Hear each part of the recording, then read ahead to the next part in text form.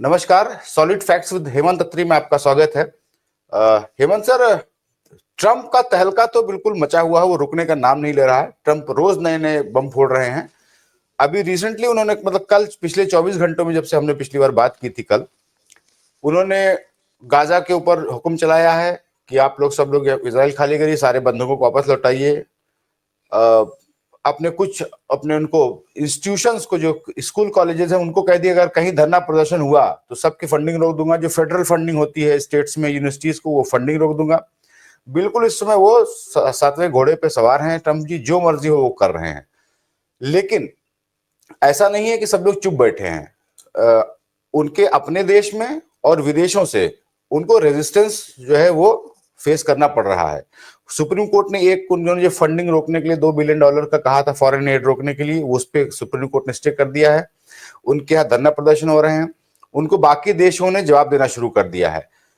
कल कनाडा ने एक जवाब दिया था, हमने आपको उसको वीडियो दिखाया था। और कल जो है फाइनली चाइना ने जवाब दिया है। और उनके यहाँ एक फेंटानिल इशू चल रहा है, जो कि एक दवा होती है जो जिससे कि नशा या नींद आती है, तो फेंटानिल का एक उनका इशू चल रहा है।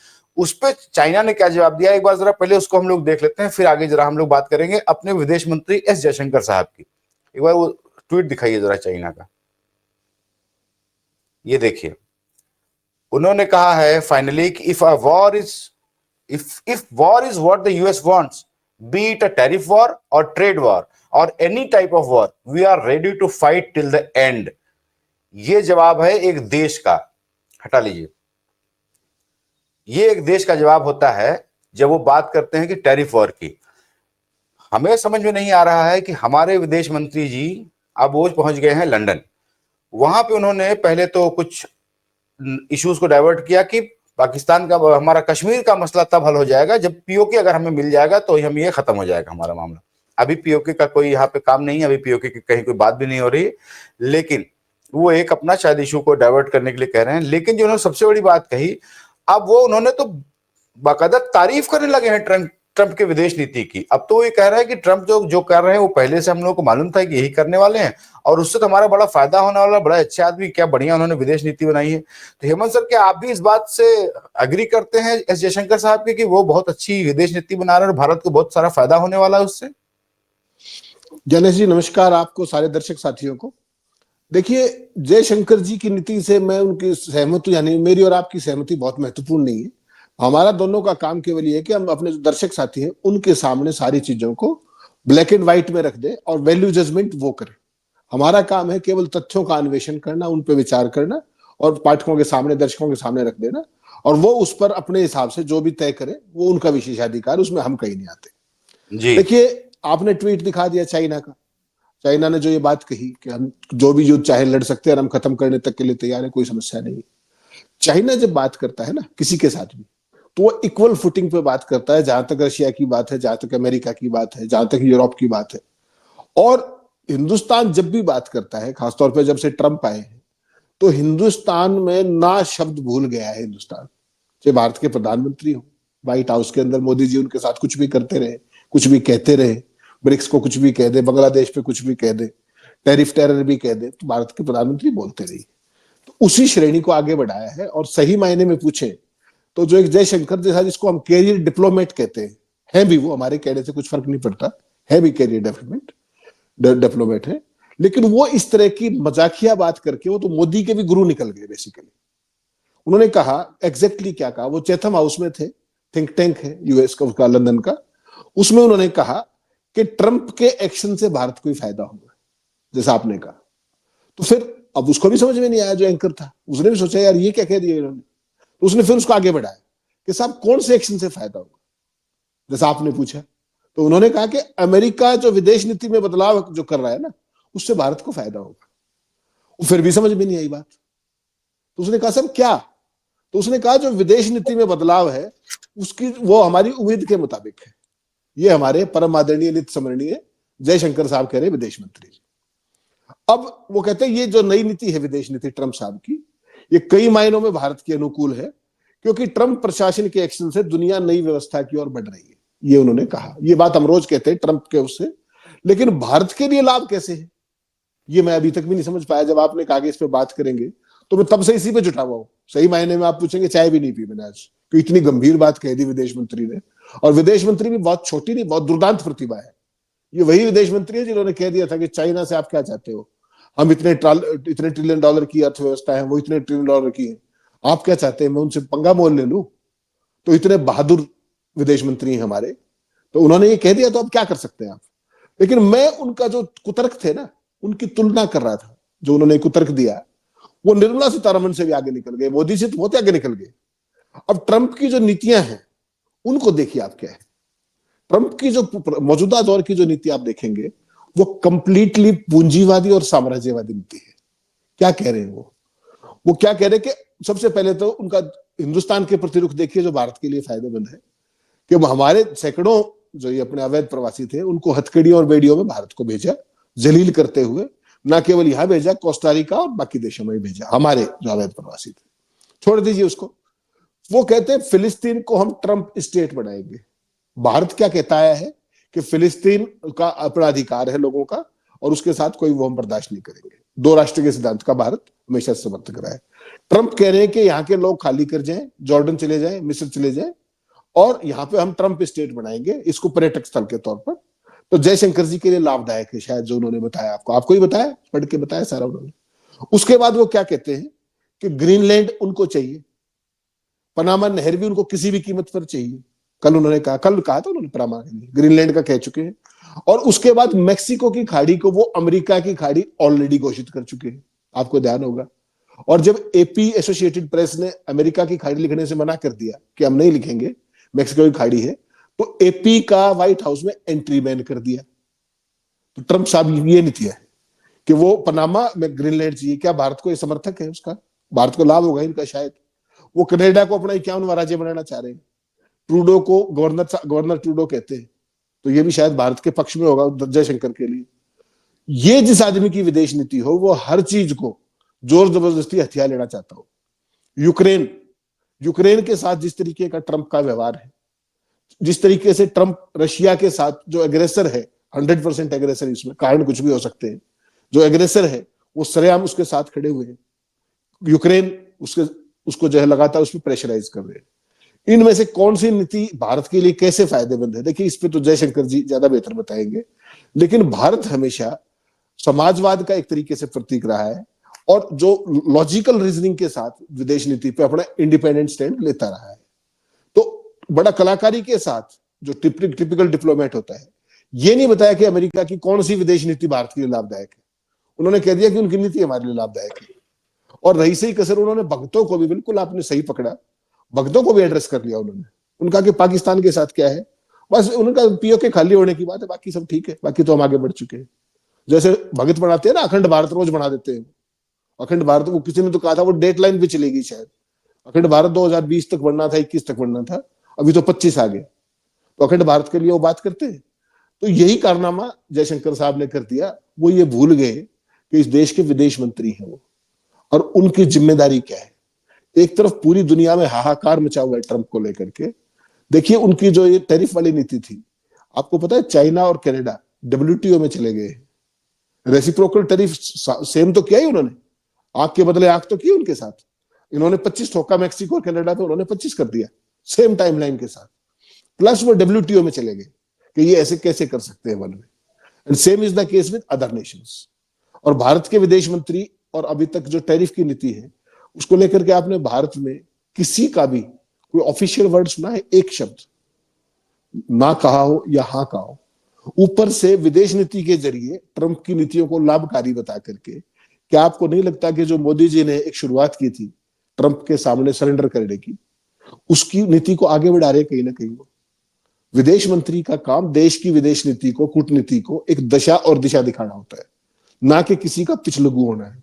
भारत 47 में आजाद हुआ था, तब से लेकर के लगातार भारत पूरी दुनिया के गुटनिरपेक्ष आंदोलन का अगुवा रहा। तब जब भारत के पल्ले कुछ भी नहीं था, ना हमारी कोई अर्थव्यवस्था थी, ना कोई कहानी थी, ना कोई इतने बड़े बाजार थे, कुछ भी नहीं था हमारा। उसके बावजूद हमने पूरी दुनिया को एक इंडिपेंडेंट थिंकिंग दी कि ना हम लेफ्ट में है, ना राइट में है, ना पूंजीवाद में है, ना समाजवाद में है, हम गुटनिरपेक्ष आंदोलन में, जो ठीक कहेगा उसके साथ होंगे। सर उस नीति को एक झटके में जयशंकर ने बदल दी। जी, मैं सर एक जयशंकर जी के बारे में कल मैं किसी एक मित्र से बात कर रहा था जो कि व्हाइट हाउस कवर करते हैं।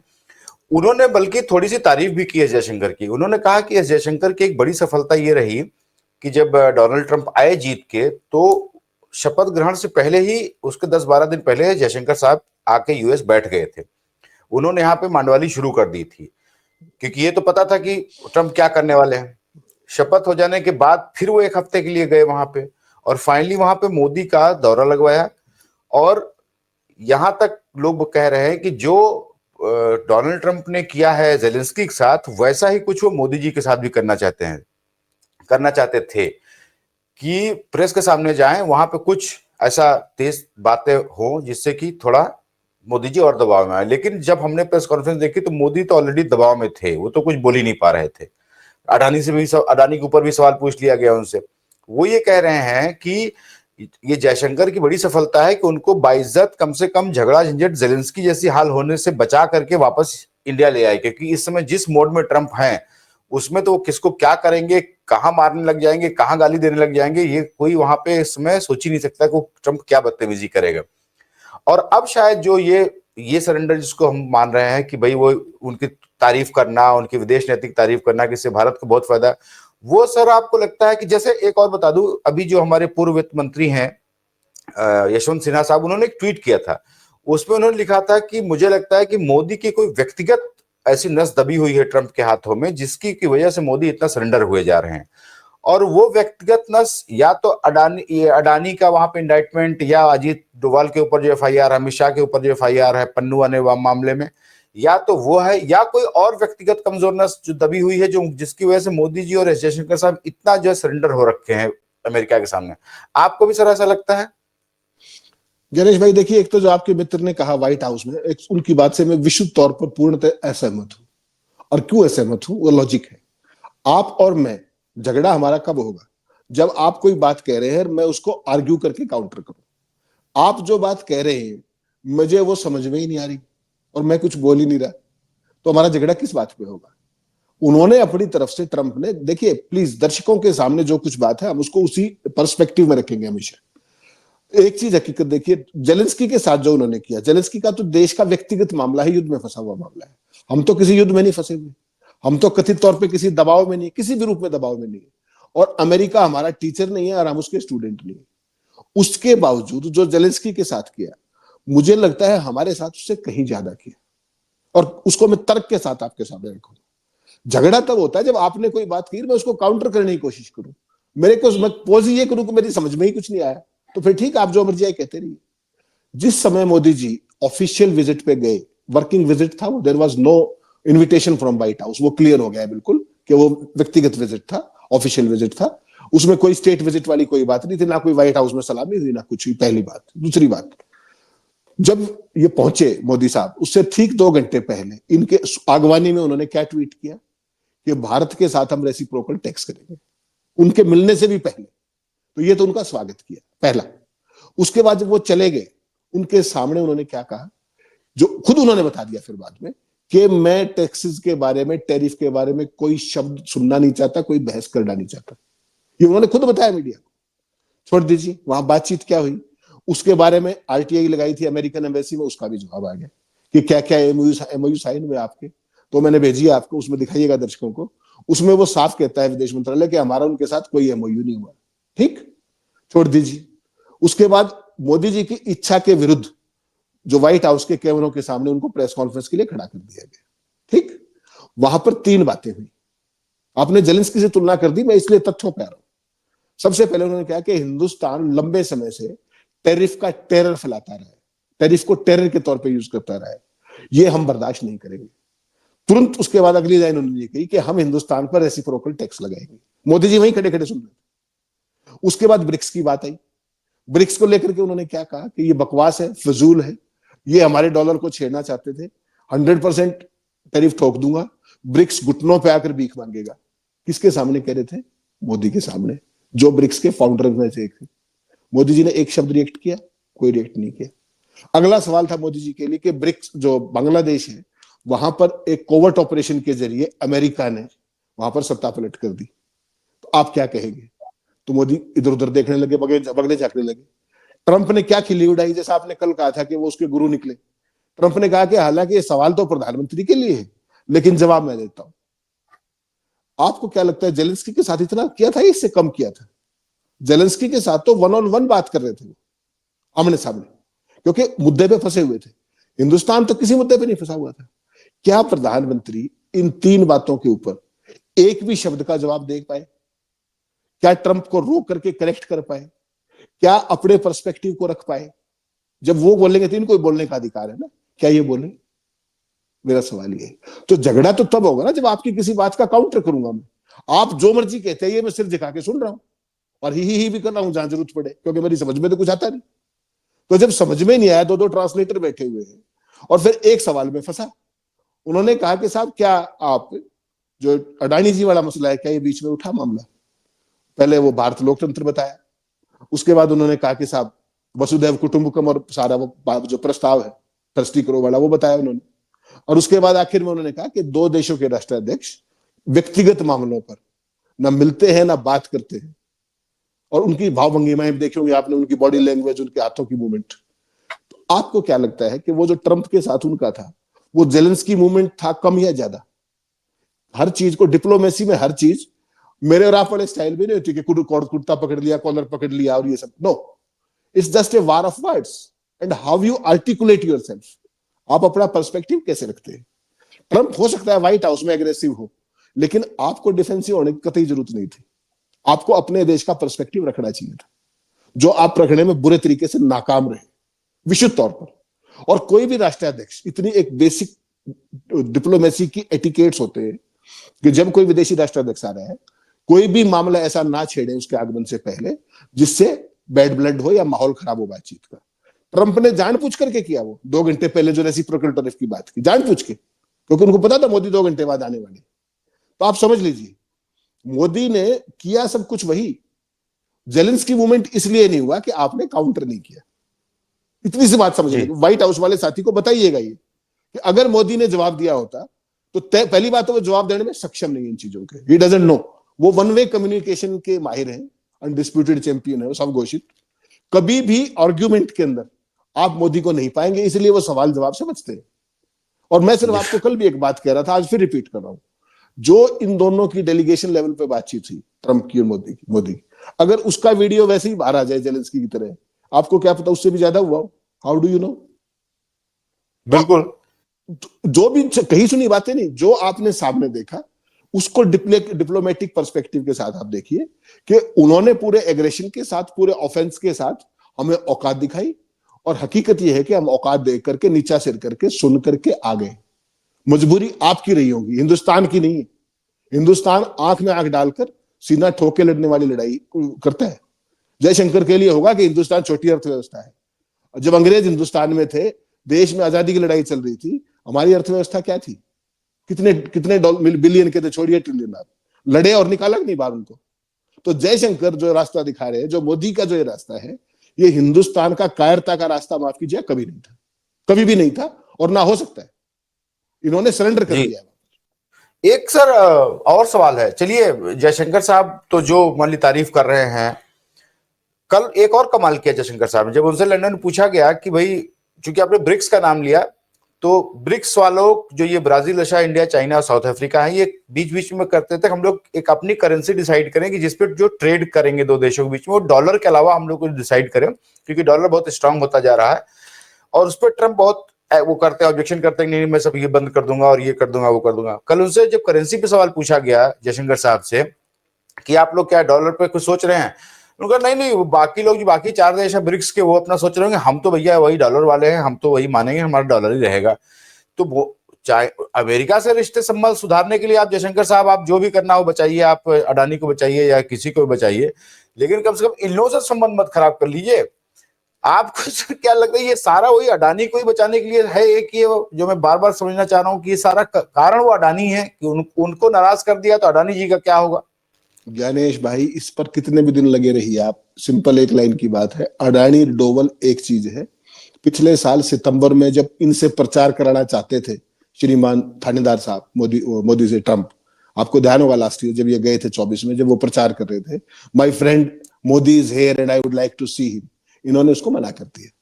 असली बात है उस आदमी की, वो सनकी है, वो उस बात से चिढ़ा हुआ है और उसको लगता है कि मेरे को जब मदद की जरूरत थी जब ये मेरे पास नहीं आए।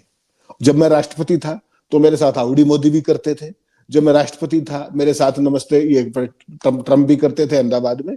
मेरे उसको ये लगता है कि मेरे नाम का फायदा इन्होंने हिंदुस्तान की पॉलिटिक्स में उठाया है और जब मेरी बारी आई तो मुझे नहीं उठाने दिया। उसके अलावा उनके क्या सीक्रेट्स है वो तो एक अलग पक्ष है, लेकिन असली कार्ड ये दो है। ये सनकी व्यक्ति है और जिस तरीके की जो ये आर्टिकुलेशन आपने कहा ना कि जयशंकर की प्रशंसा की, जयशंकर के अंदर तो अगर जरा सी भी नैतिकता होती ना तो ही शुड बी सेक्ड। उसका इस्तीफा नहीं लेना चाहिए था, उसको सेक किया जाना चाहिए था। जो आपके अमेरिकन व्हाइट हाउस के दोस्त कह रहे हैं, उनको केवल एक चीज पूछिए कि हिंदुस्तान में 47 से आज तक हमारे कितने साथी, कितने देश के लोग अवैध प्रवासी लगातार वहां से निष्कासित होते हैं। कभी हथकड़ी और बेड़ी में देखे थे? और ये हिंदुस्तान की संसद में खड़े होकर ये कह रहे थे श्रीमान जयशंकर कि उनका कानून है, उनका कानून वहां पे लागू होता है, हिंदुस्तान में लागू नहीं होता। कोलंबिया में नहीं गए, वो मैक्सिको में नहीं गए, चाइना में नहीं गए, किसी और देश में हथकड़ी बड़ियों में नहीं गए, हिंदुस्तान में कैसे आए? तो सरेंडर की शुरुआत वहां से हुई थी, आप मत भूलिए। और जब मोदी वहां पर व्हाइट हाउस में जा रहे थे, उसी समय व्हाइट हाउस हथकड़ियों बेड़ियों में दूसरा जहाज तैयार कर रहा था हिंदुस्तान के लिए, मिलिट्री प्लेन। और उसके बाद वो उसी अवस्था में लाए गए, उनकी पगड़ियां तक डस्टबिन में फेंक दी गई। और विदेश मंत्री ये वही जयशंकर है जिनके मुंह से ये शब्द निकले कि ये अमेरिका का कानून है। आप कोलंबिया से भी गए बीते हैं, हकीकत ये है जयशंकर ने हिंदुस्तान की विदेश नीति को बर्बाद करके रख दिया है। ऐसा कायर और कमजोर और कुतर्की विदेश मंत्री दुनिया में कभी ना हो, हिंदुस्तान में तो कभी हुआ नहीं कोई। और वो बिल्कुल ठीक कह रहे हैं कि ये गए थे वहां पर, लेकिन ये वो गए थे बेइज्जती बचाने के लिए नहीं गए थे। ये केवल दुनिया में एक ऑप्टिक्स क्रिएट कराने गए थे कि देखिए मोदी विश्व गुरु है और ट्रंप उनसे मिलना चाहते हैं। और व्हाइट हाउस ने वो सारी चीजें बाहर निकाल के रख दी जिसमें कहा था कि ये उनका एक ऑफिशियल विजिट है, ऑन डिमांड अपॉइंटमेंट दी गई। ये हालत है, ये हिंदुस्तान के प्रधानमंत्री कभी नहीं थी। और ऐसी हमारी क्या डेस्पिरेशन थी, अभी वो नए नए प्रधान राष्ट्रपति बने थे 20 तारीख को, आपको ऐसी क्या आफत होगी थी कि आपको 20वें 22वें दिन उनसे मिलना ही था। तेल देखते, तेल की धार देखते, उसकी नीतियां देखते, उसकी टैरिफ पॉलिसी देखते, उसके बाद चले जाते। उसके बीच में जो भी डिप्लोमेटिक कम्युनिकेशन होता है वो कर लेते। वो नहीं किया, वहां पर डेरा डाल करके किसी भी सूरत में केवल मोदी की एक अपॉइंटमेंट। और ट्वीट क्या करते हैं कि मोदी दुनिया के केवल तीसरे राष्ट्राध्यक्ष, चौथे राष्ट्राध्यक्ष जिसे ट्रंप ने बात की। अरे इस देश की डिप्लोमेसी यहां के खड़ी होगी, वो बाढ़ में जाए मत करे बात, क्या फर्क पड़ता है? हम संपूर्ण राष्ट्र है भाई, हमारे आप अपना मिलिट्री प्लेन भेज देंगे, हमारे लोगों को ऐसे भेज देंगे ताकि आपकी नौकरी बची रहे। शर्म आनी चाहिए जयशंकर को। उनके परिवार अमेरिका में रहता है, बेहतर ये है कि वो अगली बार अमेरिका से इस्तीफा भेज दें। मोदी तो उनको सेक नहीं करेंगे क्योंकि मोदी उनके हमराज है। आपको ध्यान होगा जब मोदी मुख्यमंत्री थे गुजरात के, तो उनकी ये जयशंकर वहां पे चीन में राजदूत थे और सारी की सारी इनकी यात्राओं को वो कोऑर्डिनेट करते थे। तो वो धंधा जो तब से चला रहा था वो आज भी चला रहा है। लेकिन माफ कीजिएगा, भारत की संप्रभुता, भारत के मान सम्मान को इस तरीके से गिरवी नहीं रखवा सकते आप विदेशों में जा जाकर। ट्रंप जैसे साम्राज्यवादी और एक सनकी व्यक्ति की आप प्रशंसा करते फिर रहे हैं। ऐसी मजबूरी उनकी हो सकती है, मोदी की हो सकती है, डोवल की हो सकती है, अडानी की हो सकती है, मेरी और ज्ञानेश की नहीं हो सकती। ना है ना जी बिल्कुल। देश का सम्मान हमारे लिए सबसे पहले है। और जो ये कुतर्क टैरिफ वाले पे कर रहे हैं, टैरिफ का सोचिए आप। टैरिफ के लिए अभी तक एक शब्द नहीं बोला ऑफिशियली। टैरिफ की आज हालत यह है कि अगर ये यूं का यूं लागू हो जाएगा 2 अप्रैल को, उस मूर्ख ने घोषणा कर दी, तो इनसे भी बड़े वाला है। केवल अगर प्राइमा फेसी आप देखें, अपेरेंट $7 बिलियन यानी कि 63,000 रुपए का हिंदुस्तान को सीधा सीधा नुकसान है अगर जैसे को तैसा आई फॉर आई की पॉलिसी लागू की टैरिफ को लेकर के। और इसका सबसे बड़ा भारत के साथ होगा क्या? हमारी जो विदेशों में, अमेरिका में जो कंपिटिटिव प्राइसिंग है उसका बेड़ा गर्क हो जाएगा। हमारा जो एक्सपोर्ट है वो महंगा हो जाएगा, वहां के लोगों को जो मिलेगा, तो हमारी प्राइस कंपिटिटिव में हम कहीं नहीं बचेंगे, नंबर 1। नंबर 2, जो हमारा ट्रेड सरप्लस है यूएस के साथ वो घट जाएगा। जब आपकी चीज बिकेगी नहीं तो क्या होगा? ट्रेड सरप्लस घटेगा। उसके बाद हमारा इंपोर्ट बढ़ जाएगा क्योंकि आप टैरिफ वो हमारे बराबर करेगा। और उनके यहां अगर कम हुआ तो हमारे हिंदुस्तान के अंदर अमेरिकन प्रोडक्ट्स ज्यादा बिकने लगेंगे। इंपोर्ट बढ़ेगा, इंपोर्ट जैसे ही बढ़ेगा हमारे यहाँ अमेरिका का, रुपया कमजोर हो जाएगा। रुपया पहले ही कहां पहुंचा हुआ है, 87 रुपए पहुंचा हुआ है। तो ये अगर आपकी नीति है कि $7 बिलियन के घाटे को भी ट्रंप की वाहनता बता रहे हैं, बिना वहां पर बातचीत किए 32 आइटमों का टैरिफ घटा रहे हैं, तो मैं तो ज्ञानेश भाई आपसे पूछना चाहता हूं, आप विद्वान आदमी हो, अगर ये सरेंडर नहीं है तो और ये क्या है? ये अनकंडीशनल सरेंडर। एक सर मैं आखिरी सवाल पूछ रहा हूं आपसे। आज मैंने एक लेख पढ़ा इंडियन एक्सप्रेस में, उसमें वो लिखते हैं कि मोदी को अब डिलीवर करना होगा, ये सिर्फ बहुत ताकतवर नेता और स्ट्रांग छवि से काम नहीं चलने वाला है। उनको अपने जो आर्थिक फ्रंट है, जो इकोनॉमिक फ्रंट है, चाहे वो बेरोजगारी हो, महंगाई हो, रुपया कमजोर हो रहा है, इस पे उनको डिलीवर करना पड़ेगा जो बड़ी बड़ी बातें मोदी जी ने की थी। उन्होंने कहा कि भाई वो एक छवि बनाते हैं कि भाई कोई डंका बज रहा है और भारत का नाम हो रहा है विदेशों में। वो सर आपको लगता है कि अब छवि बची है या बहुत बड़ा धक्का लगा है उस छवि को, जब से ये यूएस वाला प्रकरण हुआ है ट्रंप के आने के बाद, वो छवि भी कुछ कम हुई है मोदी जी की? नहीं नहीं गणेश भाई, वो बहुत मजबूत हुई है भक्तों के बीच में।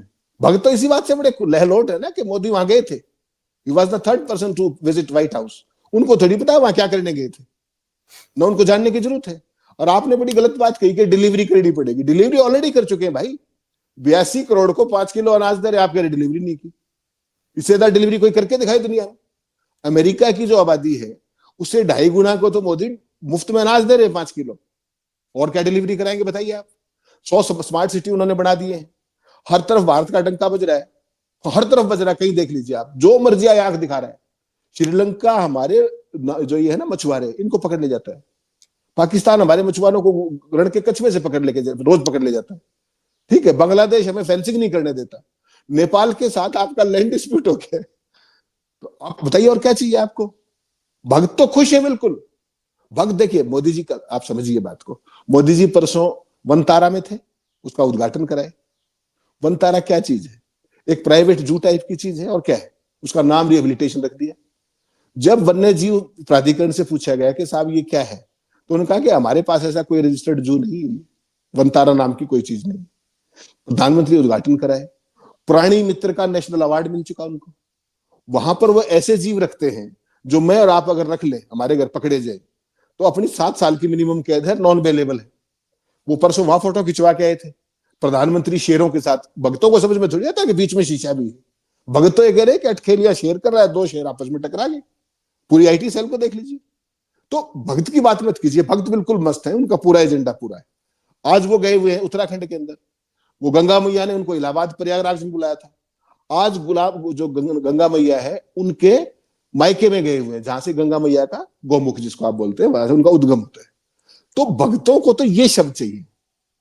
गंगा मैया ने बुलाया है, गंगा साफ हो गई है, वहां पर फोटो ऑप्टिक्स हो जाएगी। वो शर्ट पहन के नहा रहे थे, कपड़े पहन के नहा रहे थे वो गंगा मैया, देखा होगा आपने प्रयागराज में जब दिल्ली में वोटिंग हो रही थी। आज उन्होंने नाना प्रकार की ड्रेसेस के अंदर फोटो खिंचवाए हैं, वहां पर शेरों से मिलाए, अजगर हाथ में ले लिया। वो तो शुक्र है, मगरमच्छ कैसे मिस कर गए पता नहीं। बचपन में तो मगरमच्छ घर लेके आए थे। अब मुझे नहीं पता वो जो वनतारा से कहा था मगरमच्छ लाए कि नहीं लाए, क्योंकि उनकी पुरानी आदत है। तो भगत तो इस बात से बिल्कुल खुश है। और भगत तो इस बात से भी खुश है कि उन्होंने बड़े सीना चौड़ा करके जो उनके छोटे गुरु हैं अडानी, उसके बारे में कह दिया व्हाइट हाउस में खड़े होकर कि वो हमारा व्यक्तिगत मामला है, व्यक्तिगत मामला। भगत देखिए, जब भी अडानी फंसते हैं, हिंडनबर्ग की रिपोर्ट आ जाए या इंटरनेशनल अखबार में कहीं कोई खबर आ जाए, अडानी बाद में रिएक्ट करते हैं। पहले कौन रिएक्ट करता है? बीजेपी के नेता, आईटी सेल और भगत मंडली। तो जब उन्होंने कहा कि अडानी एक निजी मामला है, तो भगत तो खुश है कि देखो व्हाइट हाउस में भी हमारा नेता झुका नहीं, बता दिया कि अडानी मेरा मित्र है। तो भगतों के लिए तो उनका जो वो है ना आर्टिकुलेशन, वो और लेवल का है। जहां तक देश की बात है, देश के मामले में अगर आप सही कहेंगे, जो राष्ट्रपति व्हाइट हाउस में जो किया, जो उनका संवाद की शैली थी, that was in no way less than what he did with Zelensky. Since we did not respond, that's why that situation was not there. Otherwise, Trump ने अपनी तरफ से कोई कसर नहीं छोड़ी थी, ये आप मान के चलिए। जी, तो आज के इतना ही। बस मैं दर्शकों से एक बात कहना चाहूंगा कि जब तमाशे बड़े होने लगे तो आप हमेशा तमाशे के पीछे देखा करिए, उसके बैक स्टेज क्या चल रहा है। अगर तमाशा बहुत बड़ा हो रहा है, और ऐसे ही तमाशे कभी जर्मनी में हुआ करते थे जब हिटलर था और जब वहां पे वर्ल्ड वॉर शुरू हुआ था, बड़े तमाशे होते थे, चौराहों चौराहों पे लोग पियानो बजा रहे हैं, सब चंगासी, इस टाइप का माहौल बनाने के लिए। जब अगर तमाशे बड़े होने लगे तो चिंता कीजिएगा कि देश में सब अच्छा नहीं चल रहा है, सब चंगा नहीं सी। आज के लिए इतना ही। बहुत बहुत धन्यवाद हेमंत सर, ज्वाइन करने के लिए आपका भी बहुत धन्यवाद।